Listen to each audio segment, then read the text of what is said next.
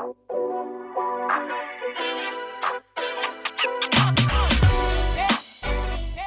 everyone, and welcome to the Well Self Podcast. I am Nicole. And I'm Coach. And we are here today with Dr. Amanda Yu. Say hi, Amanda. Hi. We are so glad to have you once again. We love chatting with Amanda. We always come away with so much after our conversations with Amanda. So let me give you an introduction of our dear friend. Dr. Amanda Yu is a doctor of physical therapy and a lifestyle bodybuilder who has spent the last 6 years building her own physique while navigating burnout, disordered eating, and what it actually takes to feel strong in your body, not just look it. She works with people who are serious about training, but keep running into the same walls, burnout, recurring injuries, or a body that seems to fight them no matter what they do, helping them rebuild from the nervous system up. You can find Dr. Yu on YouTube and Instagram at Dr. Amanda Lifts. And we thank you once again for being here, Amanda. Thank you so much. Thank you for having me. It's always fun talking to you. We love it. And we love the topics that we get to talk about with you. And they always seem to do well with our audience because, when we're talking about the well self and personal health, this is the topic that a lot of people seem to think about first and foremost is what our body looks, our physique, taking care of our body in those ways, as well as the different wellness dimensions that we talk about here on our show. So, yes, today we are talking about our physical wellness, but we're also talking about mindset too. We are also talking about our emotional wellness and just really how we relate to ourselves. Today, we'd like to talk about balancing body positivity and physical and mental health. So, it is a big topic, a hot topic, and I'm really thankful to have Amanda as a coach and personal trainer and coach as a coach and personal trainer to talk to about this. Oh, thank you. Yeah. Thank you. Well, thank you. And so can I start with a definition?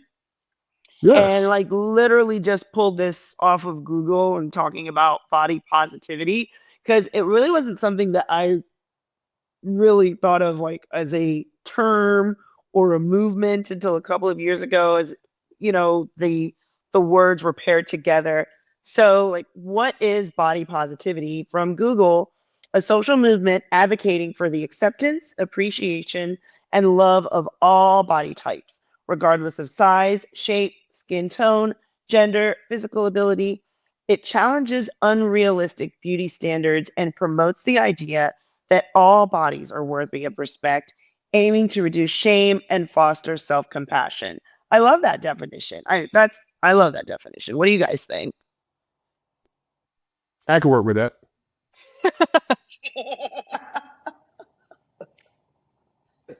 We can start there. I Yeah, we mean, can start there. We can Amanda, work what with do you that. think? What do you think? Are you jumping out of your seat with that definition of body positivity? I'm not jumping out of my seat. I think there's a lot more there's a lot more nuance to that, hence the discussion we're having. So, it's a starting point. We'll say that. All right, so Amanda doesn't love it so much. So talk to me, Amanda. Why do you not love that definition so much? Why is it nuanced? Where are the nuances? What am I missing?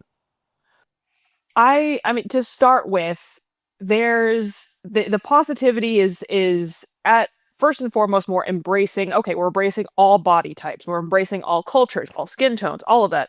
And that's totally fine. Yes, absolutely. You should be embracing all skin tones and body types, etc. Because we don't want to be harshly judging anybody based on their situation and what their body looks like and their health and etc. Everybody has a background story.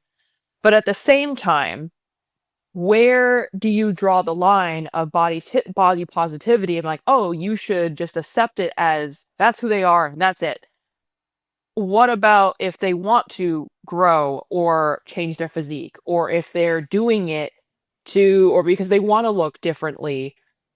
Is that not body positivity if they're doing it because they want to better themselves? Like the gross definition is, oh, just accept everybody and that who they are and that's it. Who they are, take it or leave it. But if they do want to grow, if they do want to progress or transform their physique, or they want to do something else, does that not fall under the realm of body positivity? Is that, oh, well, if you're doing that, you're changing and that's not good. If they're doing it because of their health, is that not a good thing? If they're doing it because they love themselves, is that not a good thing?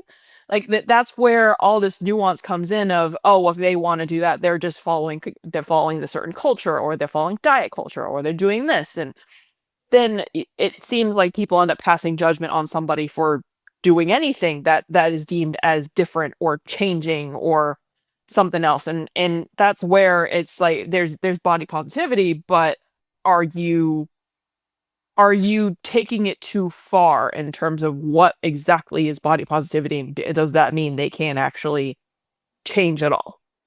I like having this conversation with you because I feel that in our conversations, you always have a good balance of the medical model and holistic ideas as well, And so I do feel that, or at least from what I've read and exploring this idea, that some of the body positivity movement is the result of how people felt when they would go to the doctor, the types of experiences they would have, their symptoms being ignored and just focusing on weight loss being the number one expectation for many, many different ailments or complaints.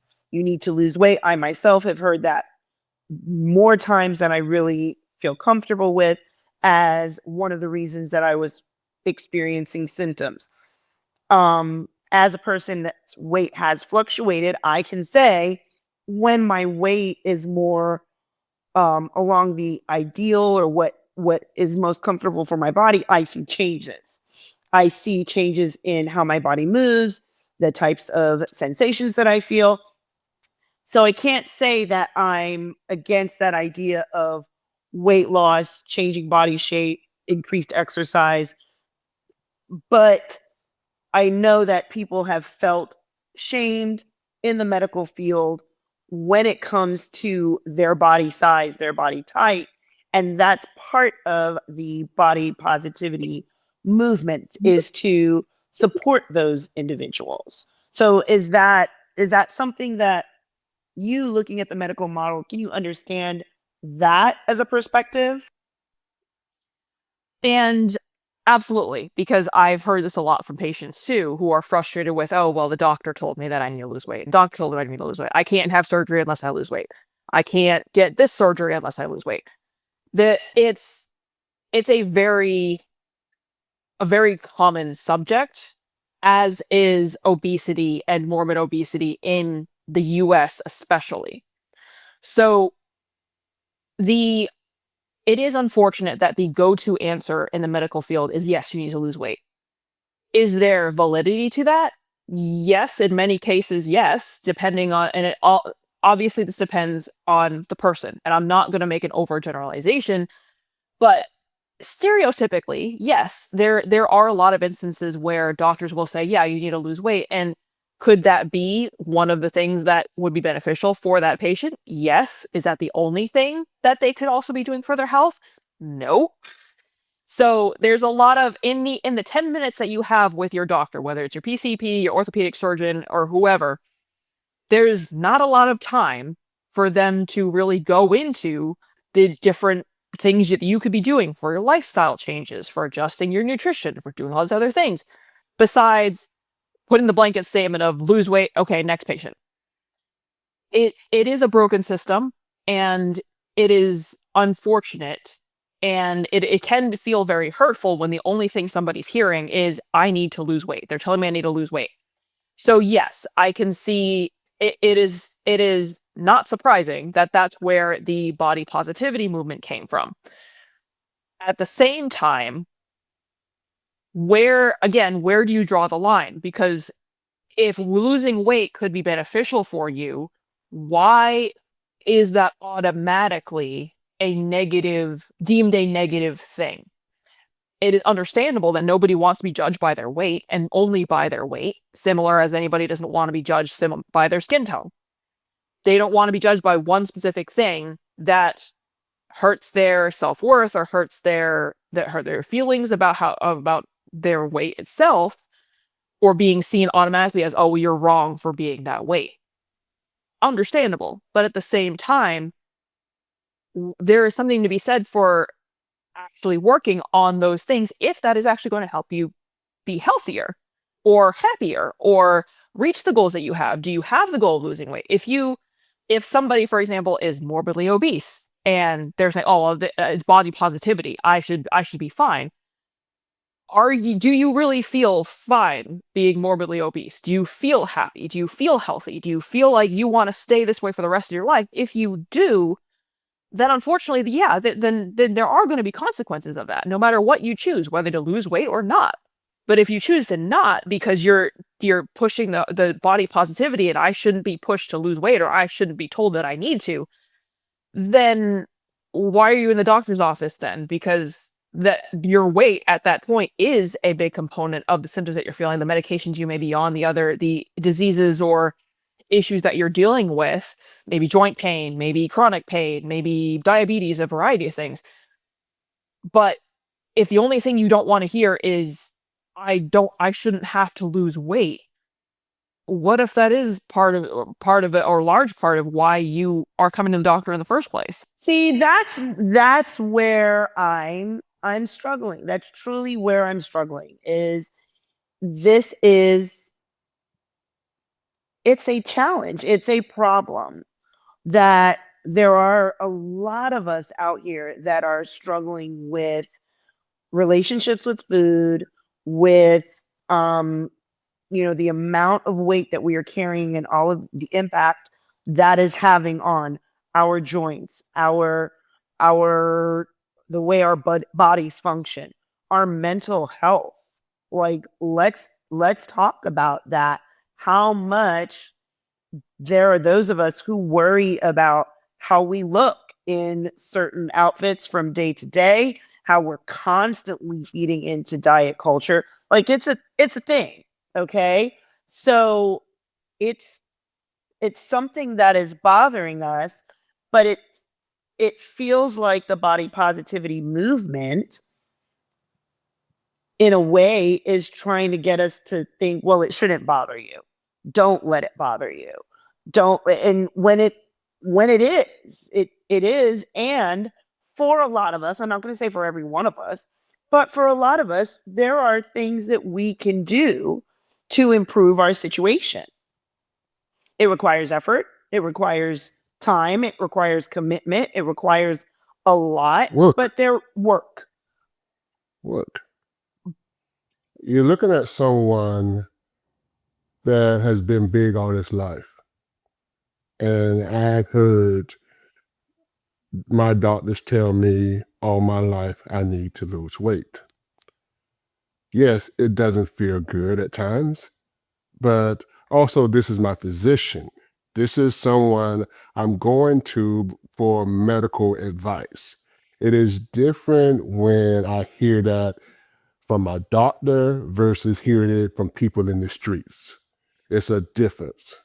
You're also looking at someone that was on 4 different blood pressure medicines. You're looking at someone that was diabetic. You're looking at someone that was. You see, these are words that I'm using saying was. That means that through the process of losing the weight, changing the way I eat, the way I do things, helped me lose the weight to reduce these symptoms.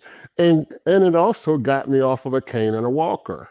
So I understand the diet culture, and I also understand that there's a line that we have to draw that we should not keep allowing people to put us inside of. That we are chasing diet cultures. I don't chase diet culture. I I chase a healthier lifestyle. And so with that, I have lost weight, yes, but it was also beneficial to my health. I wanted to be here in the next 20 years. I wanted to be able to walk from my doorstep to my mailbox. I wanted to be able to walk without losing my breath from going to my bedroom to my kitchen. So there's a lot of things that goes along with this here. And even in this losing weight stage, there was some body issues I face. So now you're losing weight. So now you find yourself with saggy skin. You find yourself with your gut hanging. So there's a lot of a shame that comes along with it that we don't need to continue to push more guilt and shame on ourselves when we're trying to do what's best for our body and our mind and our soul. I think there's shame in a number of different directions because somebody can shame you for being too skinny, they can shame you for being too fat, they can shame you for not looking the way that they think you should be looking. And that's more of a reflection of their thought process versus where you want to be. At the same time, with the body positivity, it also breeds this movement of sweeping the accountability under the rug. Like if, oh, we're just accepting everybody as they are and they don't have to change at all, then there is no accountability for the choices that were made to if they were obese, if they were heavier and wanted to lose weight or needed to lose weight for health reasons or mental health, whatever the reasons are. If it's, oh well, that we don't want to be negative about it, we just want to be body positive, that doesn't get them to where they want to be unless they actually want to stay there. Why is accountability important? Because accountability is taking ownership of where you're at, whether it's a relationship, whether it's your health status, whether it's where you are now compared to where your goals are, or what steps you're taking or not taking towards those goals. Accountability puts the reflection on you. And a lot of times, whether it's diet culture or body positivity, they're two opposite ends of the spectrum. And a lot of times that ends up putting, in order to not take responsibility for getting themselves to where they want to be, it's easy to push the blame on something else, external. Oh, well, my doctor keeps telling me I need to lose weight. It's the doctor's fault. It's this fault. It's somebody else's fault. Somebody else needs to change what they're doing. What are you doing for your health? Where are your priorities? Because if you're telling me that you want X, Y, and Z, and you want better mental health, you wanna feel good in your body, you wanna do this and do that, do you really, if you are heavier, do you really feel good in your body where you're at? Do you not have what goals do you have? If your goals are that you want to stay at this weight, okay, then nobody can really tell you different, and that's the lifestyle you're choosing. But again, you are choosing that. So that's where the accountability is. You are choosing what path you're taking. You're choosing what steps you're taking towards your goals, towards your health goals, your mental health, your lifestyle, what workouts you're doing, what foods you're eating. Those are all choices. And the choices add up. But to then say, oh, well, then nobody can tell me any different and put the blame on an entire other culture versus what you're also choosing to do is just pushing the accountability out the window because you don't want to face what choices you may have had, because that does sometimes breed shame for choices that were made or guilt for where you're at in life. And that happens too, but that doesn't take away the need for accountability for where you're at and where you're taking yourself, whether that's losing weight, whether that's staying or improving your lifestyle. Maybe it's not losing weight, and that's totally fine. But it all depends on your own personal goals for what you're choosing to work on. Correct. I was happy being Big Johnny. I love Big Johnny. I love my size. I love being big. But my knees was hurting. My body was failing me. My heart was being overworked. I wasn't in a place where mentally I could say I was okay, but was I really okay? Was I just okay with being big? So it's a choice. There was, like I say, there had to come to a point where I had to take responsibility, accountability for myself. And accountability said, well, the pro and con of it, okay, if I know what's I'm facing right now is Big Johnny. I know this here. Okay. But if I adjust a few things and see what could happen if I go this route. I remember there was a time when the doctors kept saying, your knees will feel better if you get back to 300 pounds. And I could tell you, I did it with anger. They said that my knees will feel better if I get back to 300 pounds. I was a jerk about it. I'm going to be honest with you. I was a serious jerk. And I remember being at 305 He one day. really was a jerk about it too. Like he was he had such an attitude about it. Like he just did not believe them. No. Oh, so I'm Big Johnny. I'm big boned. You see my X-ray, my bones are manly bones, And so I need to be big to carry these bones.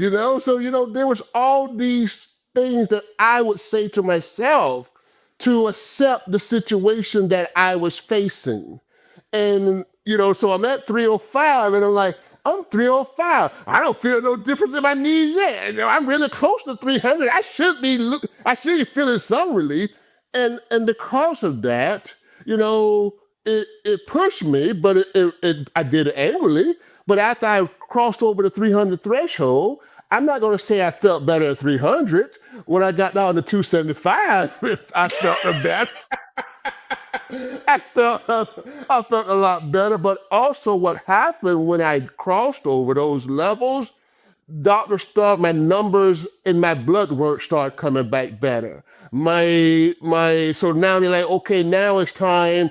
You are making healthier choices to the point maybe you're not so dependent of some of these medications we're putting you on. So they removed diabetic medication. So they checked my numbers again. I'm holding normal, everything is fine. So no, we're not going back there. Then after getting some more things under control, they started removing me from some of my blood pressure medicine. And I'd be honest with you, that felt better to me than the weight loss. That felt better than anything else I can mention, because to see yourself with so much medication on your table because I'm happy being big. I'm big because I'm big, and I didn't care about fat shaming. People could not fat shame me. I've been big all my life. You see what I'm saying? But the fat shaming was inside of me. It was me that was hurting my own feelings at times. It was me when I walk past the mirror and I see the jelly roll. It was me. So I cared less about what people said. It was more about the discomfort inside of me. And so my doctor was an asshole at times, and I agree with you. But the thing is, are we saving our lives or are we hurting our lives is what concerns me with the body positive. Because when you're at a place where you're dependent on synthetic medications, I don't know anyone that I ever spoken to that wants to be on medication. I have never. Everyone that I have worked with, their goals have always been to get off medication. And in order to get off medication, that means we have to get our bodies healthier, and we have to do some things that's going to change. I may can't have that fried chicken. I may can't have that piece of cake tonight. And those are the choices we have to make. And I want everyone to understand we love you the way you are. We really do. I love every one of you. You are made in God's image, and the Creator made you the way you are. But we also made choices on how we eat and how we look at life and how we move through this life.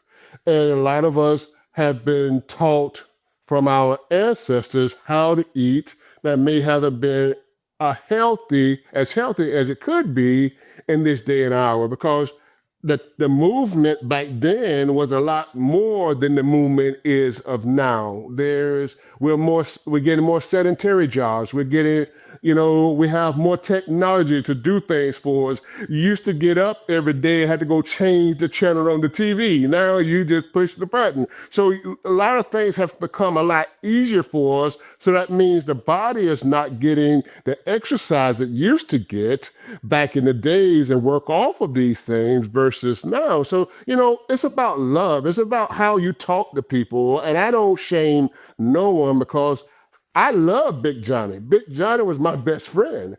And a lot of my clients are people of size. And I love them. I love them for what they are, because we're working on their health. And as you work on your health, everything else will start falling in line. That's it. I no one should feel shame about their size or anything, their race, their culture, or anything, because you're beautiful the way you are. I agree. And I think it also comes down to what you're tying your identity to. Because for you, Yes. you tied your identity to Big Johnny. And that also meant, well, Big Johnny means big bone, means this, means I have to be this weight, means I have to do this, this, this, and this. But that's not, but because you tied your identity to it, then there was no need for changing anything. Correct. But but then that's where the body positivity comes down to. You're tying your identity to your body and only that. But nobody is just their body. They have their culture, they have their skin tone, they have their likes, their dislikes, their job, their values, their skills, their talents, their passions, all these different things. And body positivity ends up just narrowing this to, oh well, your identity is this body, and that means you are, and if you change anything about that, that's wrong. And the same thing with diet culture on the other end of the spectrum. You're pushing, oh well, you have to do this, what, this, and this, because otherwise you're wrong. And there's this whole entire gray area that nobody likes to actually address or live in. It's either you're either one box or another. And what if you don't fit in the box? So it's like, you need to find your why. If you want to stay at a heavier size, why? Yes. Why do you want to stay there? If you want to get out of that, if you want to lose weight, if you want to be healthier, it's not going to be sustainable unless you find your why that is worth you going through the discomfort of changing, of unlearning the things that you learned to get to that point, of learning new skills, of learning new habits, of learning different ways to live your lifestyle that will actually help you and push you more towards the direction that you want to go. That's the why. If you don't have the why for losing weight, if you don't have the why for wanting to be healthier, or the specifics of what you want to actually be able to do, then no, there's no there the discipline's going to be harder to develop because your why isn't strong enough to do it. Mm, I love that. I wonder if some of the conversation is because of those who may have been told or encouraged to make changes, but for whatever reason, there are obstacles that cause them to feel as if they can't, or they're just physically not able to.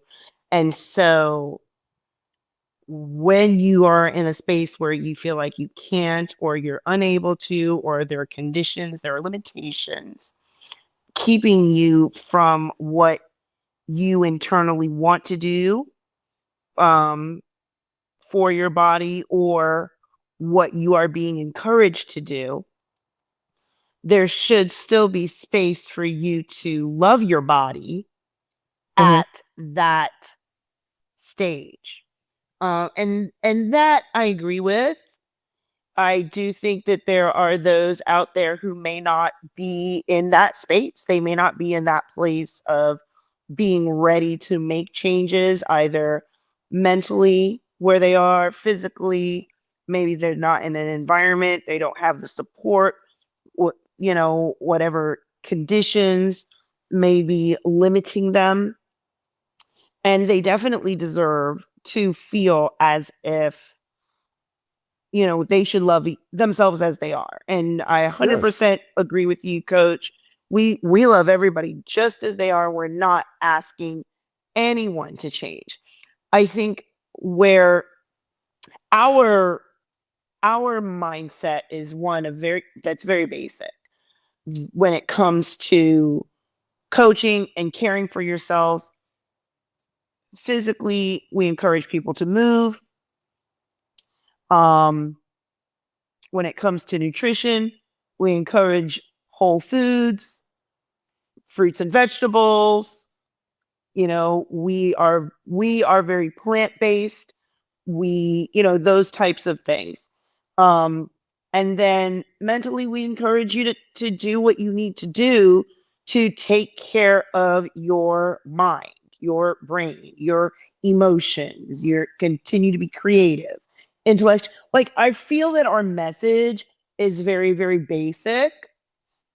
And so I struggle when there's pushback against that basic message. I am not, and Amanda, we've talked about this as far as coaching, we are not looking for the same types of clients.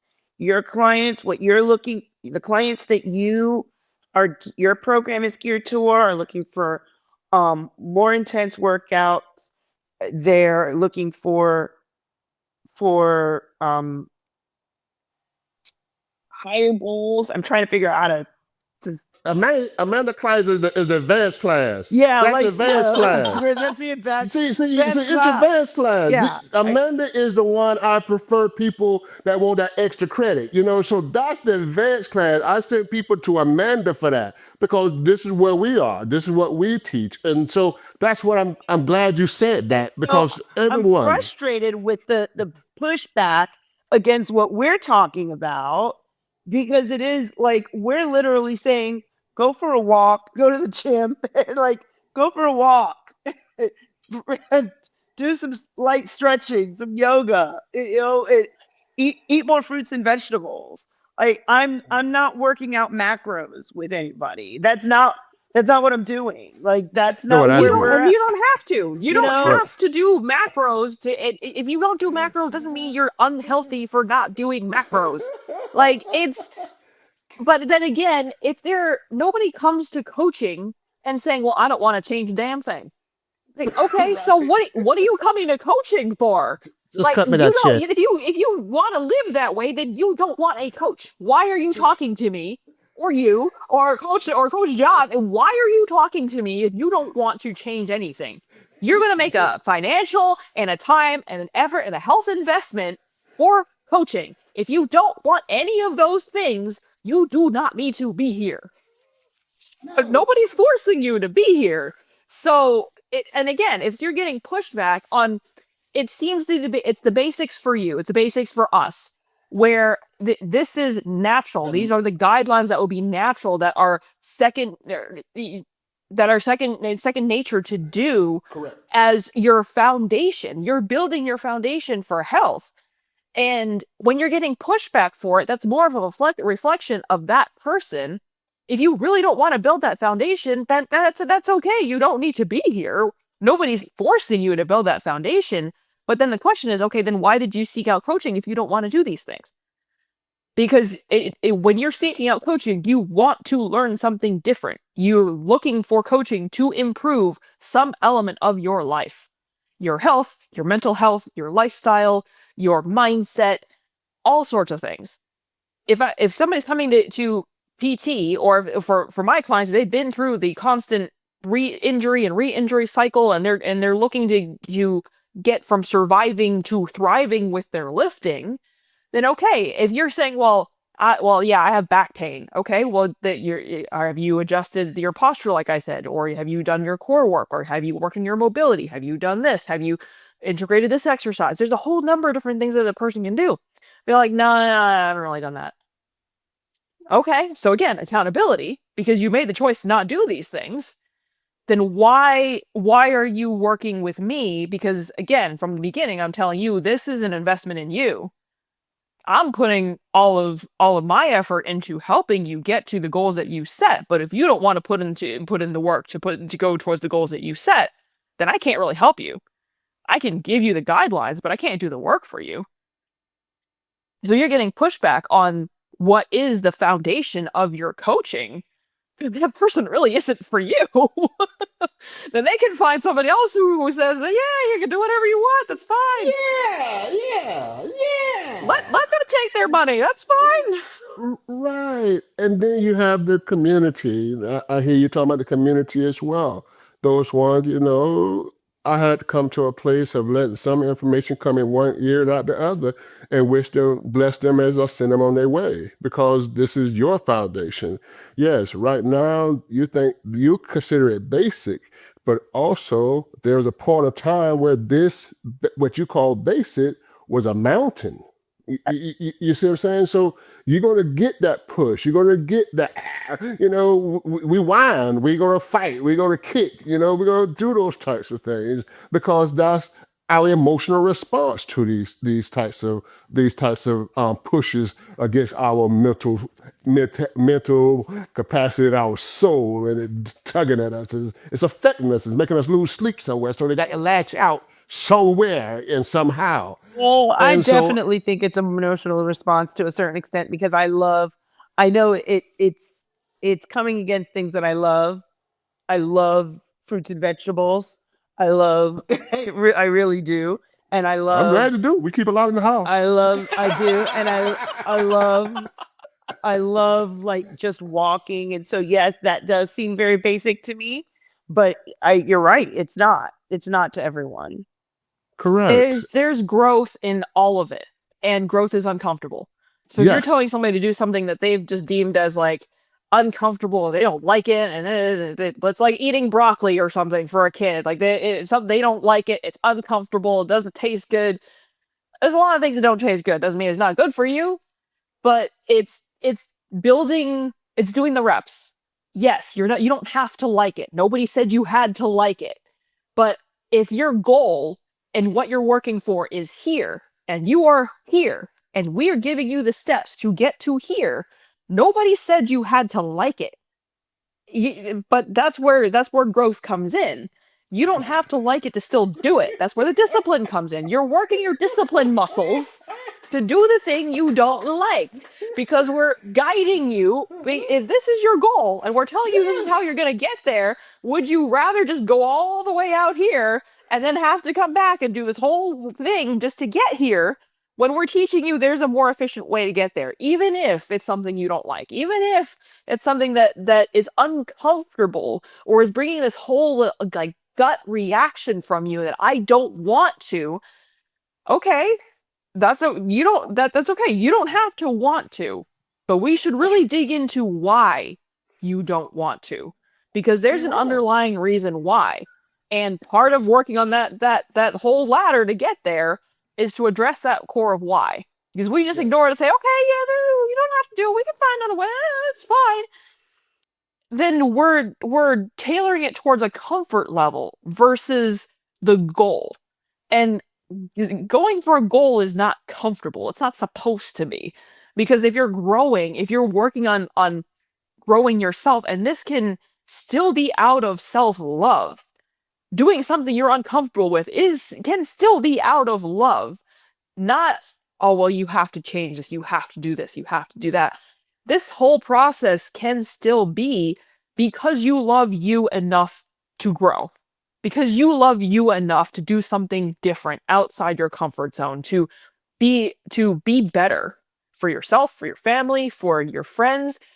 That's still love. That could still be a positive thing.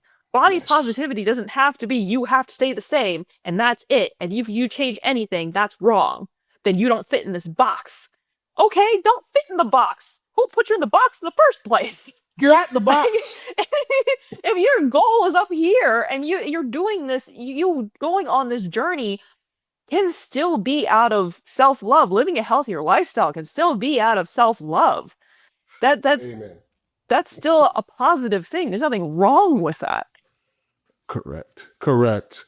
So I would say it would encourage all my brothers and sisters out here, if your doctor, think about your doctor like this, he's your primary care or your specialist. A lot of bedside manners are not the best. No, they And, are you not. know, I've heard many right, stories. They are not. the bedside manners are not that great. And they're not really compassionate, to that level where they have the time to really sit down with you, have a gentle conversation with you. So this is why it is a system. You have your heart doctor, you have your kidney doctor, you have your primary care, you have the orthopedist, and it's also there's another group of people out there they're called counselors and psychologists and psychiatrists. I encourage you to just go visit one and talk to them about these types of things because a lot of times we are taking the advice from someone that's really giving us good advice and we are shunning it because the way it was delivered. And so we can go talk with someone that can help us process this a little bit more because you're right, Amanda. The why is important, and if we get caught in the emotion of he or she hurt my feelings because they say I need to lose weight, then the why begin to get covered up. Mm-hmm. You see what I'm saying? And so, Mm-hmm. but as you go talk with somebody about it, it helps you process a little bit. The why start to come back to the front of the stage. And then you begin to adjust those things that as coaches and nutrition coaches that we are, help you develop through this here because you're learning new habits. These are what it is all about learning new habits. It's not telling you to wreck your life. You're turning some unhealthy things into positive things, and that's where it is.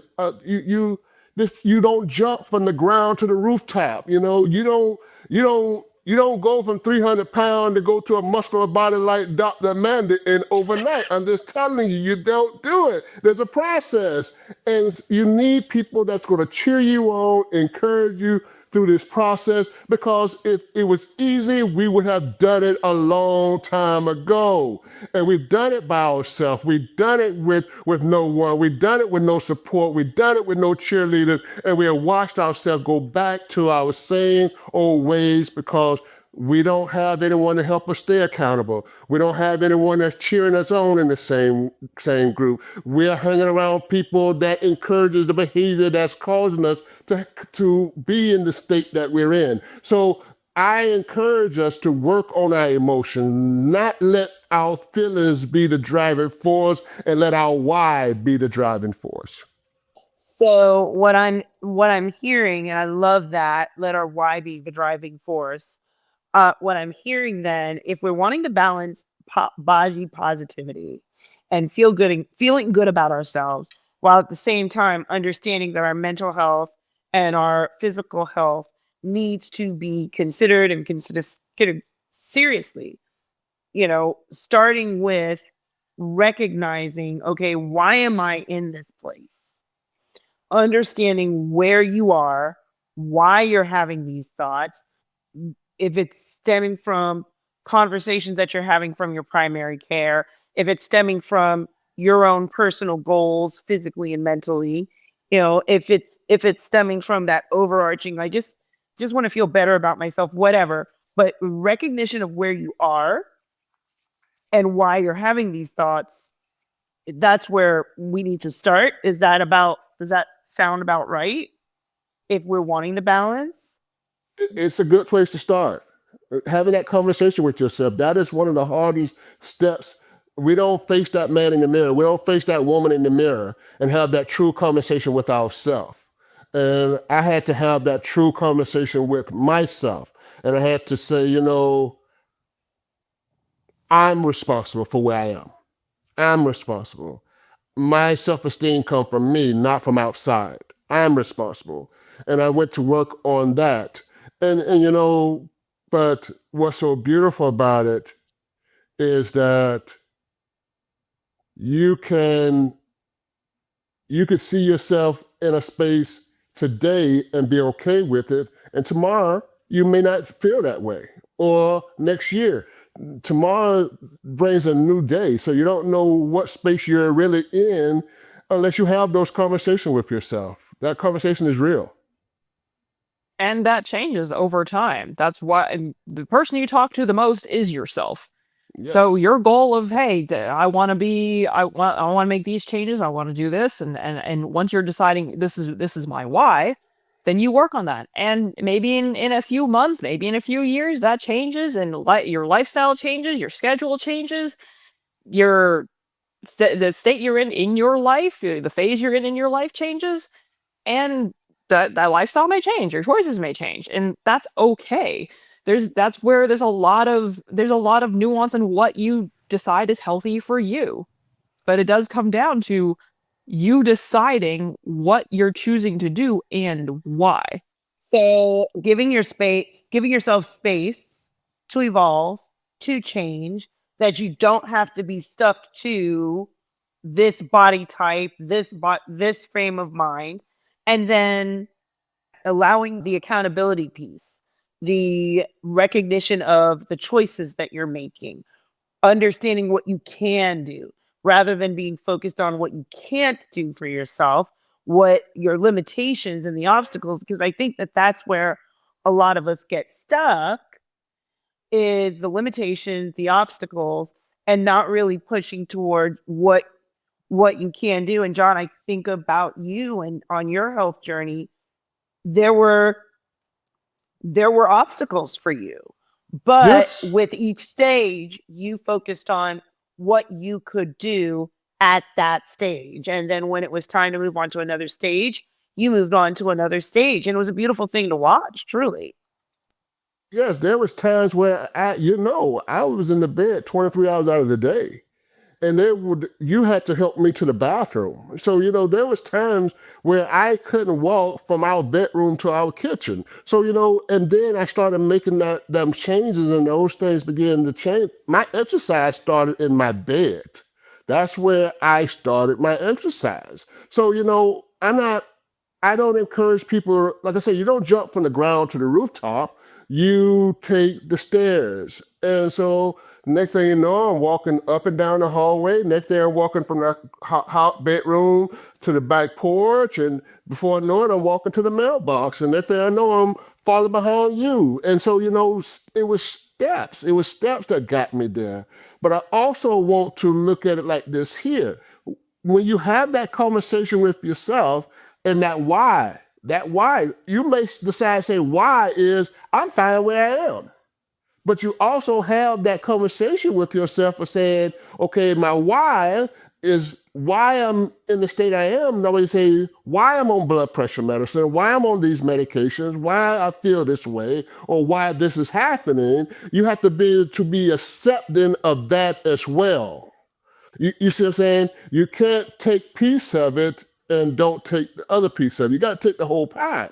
And so we have allowed society to say that certain diseases are inherited. So, high blood pressure in the African American community. Oh, your grandmama had diabetes, so you're gonna have diabetes. Your grandmama had high blood pressure, you're going to have high blood pressure. And I'm sorry, I don't agree with that no more. I don't agree with that no more. I have learned that that is not true, and that is keeping us stuck as well by saying because somebody else has something, I'm going to have it too. And that's not the case because these things are controlled by the way you take care of your body in most cases. There are always going to be a couple of rares to the situation. There are genetic markers, there are factors that are passed down from generation to generation, whether it be body type, better whatever. But a lot of it is also how we choose to take care of ourselves from generation to generation. That also contributes to the health conditions that we see passed down from, you know, parent to child, generation to generation. Amanda. Genetics are a factor. They are not the whole story. Your diet and your lifestyle. And I remember hearing somewhere. I don't know if I'm getting the quote correctly, but your genetics are the bullets. Your diet and your diet and your lifestyle load the gun. That's how your genetics are expressed. Your genetics are they are your genes, but how they are expressed or whether or not they are expressed is where diet and lifestyle come in. Just because you have a gene doesn't mean you're guaranteed to have X, Y, and Z. They're guaranteed that you're going to have high blood pressure, guaranteed that you're going to have diabetes. Those, you may have a genetic marker. That does not mean that's going to actually play out in your life unless your diet and your lifestyle have directed it and set it off so that it does express it and you do end up getting diabetes, high blood pressure, etc.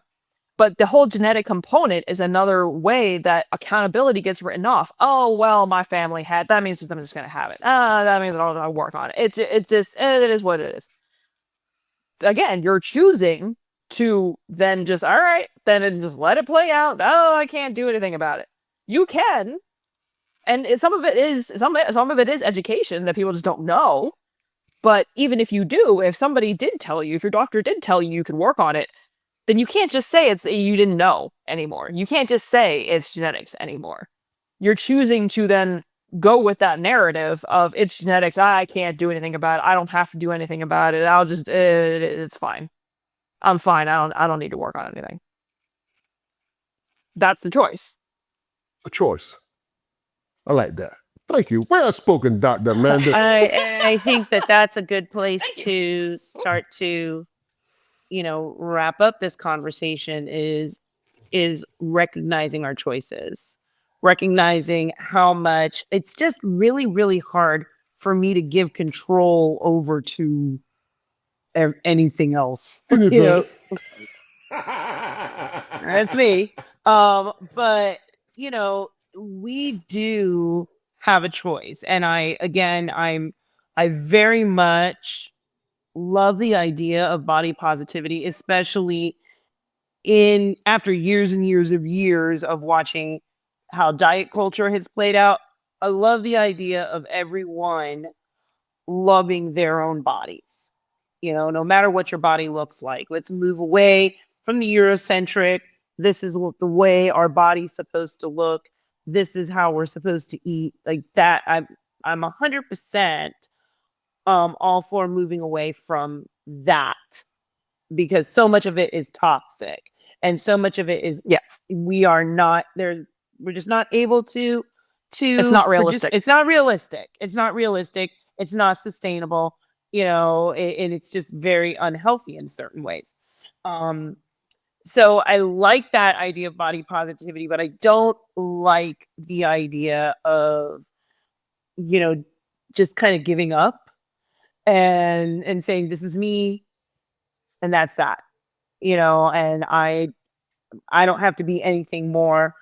I think there's always room for growth. I think there's room for change and expanding your ideas.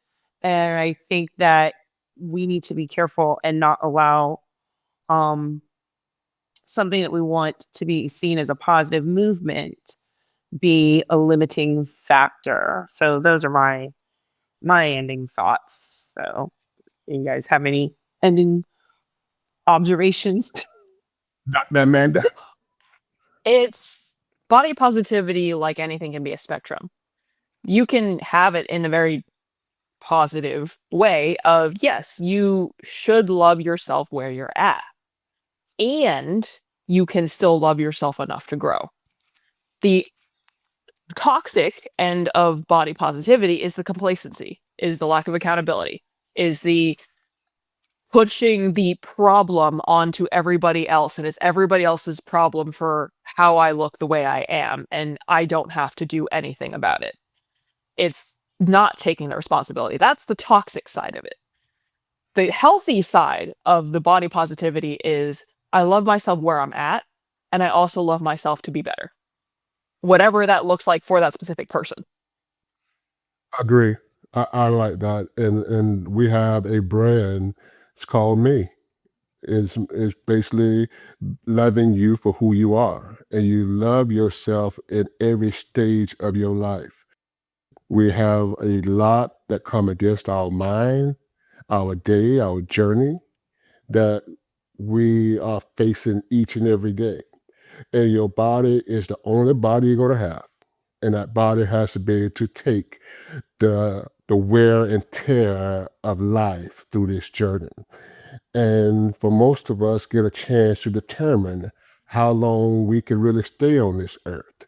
And it's up to you to figure out that balance for yourself, how you want your life to span out, like Dr. Manna say, that why what you want in your life. Don't worry about what your neighbors say or what somebody else think. It's what you want, because this is your life and you only get one. And I love you. Thank you, guys. And Dr. Amanda, Dr. Yu, I really appreciate you. I appreciate you just your presence, your support, your love, your passion for these topics, and we just will keep finding reasons to bring you back because we love chatting with you. And thank you so much for joining us today. I love you both. It's always fun hanging out. It We have is. such great discussions all the time. I know, right? I know. And always, as always, Coach, I appreciate you for doing this with me. This is so fun. I just love our partnership. My queen, I love you. I love you too. Hey, we love you all, our listeners, our audience, our community that we're building. Thank you so much for being part of the Well Self family. We appreciate you and we wish you the best. We wish you wellness. Encourage you to be well. Bye, everyone.